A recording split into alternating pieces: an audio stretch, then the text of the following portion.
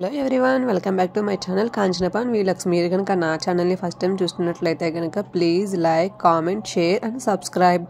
So ఈరోజు video అయితే కనుక మనకి బండి ముత్యాలమ్మ తల్లి గురించి అయితే కనుక తెలుసుకుందామండి. ఇది వచ్చేసి అయితే కనుక తాటి చెట్టులో కొలువై తీర ప్రాంత ప్రజల చేత పూజలు అందుకుంటున్న అమ్మవారి బండి ముత్యాలమ్మ తల్లి అమ్మవారు.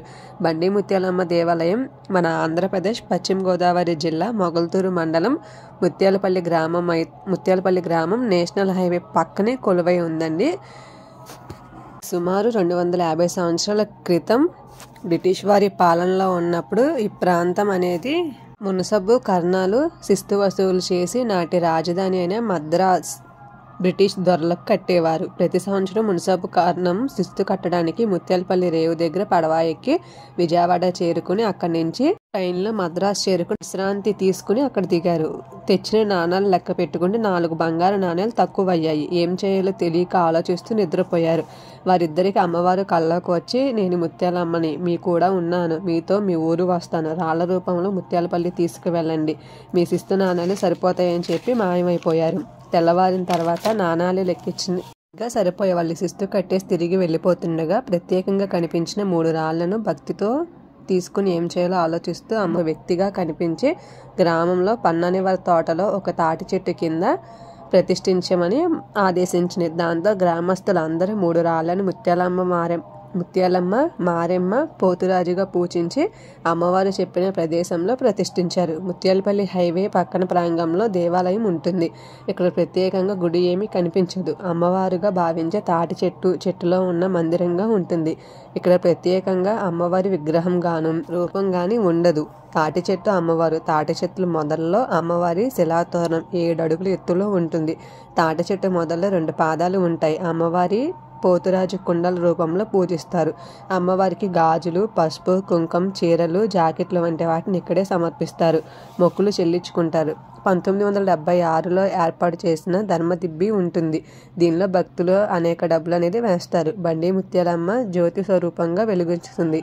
ముత్యాలమ్మను జ్యోతి స్వరూపంగా బండిలో ఊరేగించగా దాని పేరు బండి ముత్యాలమ్మ తల్లిగా పేరు వచ్చింది. బండి ముత్యాలమ్మ పొట్టేళ్లు, కోళ్లు సమర్పించే పద్ధతి ఉంది.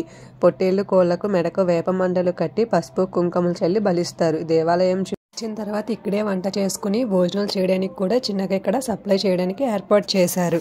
సో ఇక్కడ వంట చేసుకుని ప్రసాదంగా కూడా తినచ్చు. షాపింగ్ షాప్స్ ఉంటాయి.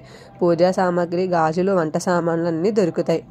వంట సామాగ్రి, దేవుడి తాళ్ళు, ప్రసాదాలు, దేవుడి ఫోటోలు, మనకి చిన్న చిన్న కావాల్సిన దేవుడి ఫొటోస్ కూడా అన్నీ దొరుకుతాయి. ప్రైజ్ లోనే ఉంటాయి. సో ఇక్కడ అన్నీ దొరుకుతాయండి. చిన్నపిల్లలకి ఆడుకునే వస్తువులు అన్నీ ఉంటాయి. సో ఇక్కడైతే కనుక మనం అన్నీ తీసుకోవచ్చు.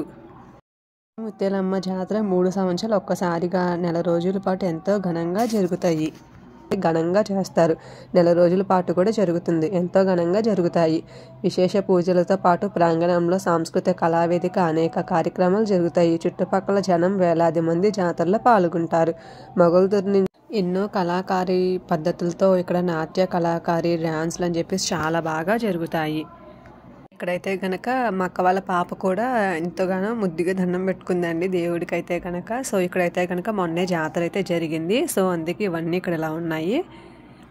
ఇక్కడ వచ్చేసి అయితే కనుక అమ్మవారి విగ్రహం అయితే కనుక మనస్ఫూర్తిగా చూడొచ్చండి. నరసాపురం నుంచి అయితే 14 కిలోమీటర్లు, అదే భీమవరం నుంచి అయితే కనుక 20 కిలోమీటర్ల దూరంలో ముత్యాలమ్మ దేవాలయం ఉంటుంది. బండి ముత్యాలమ్మ. సో మనం వెళ్ళే దారిలో అయితే ఎటువంటి ఇబ్బంది లేకుండా టిఫిన్ షాప్స్ అని, కాఫీ షాప్స్ అని చెప్పి అన్నీ అవైలబుల్లోనే ఉంటాయండి.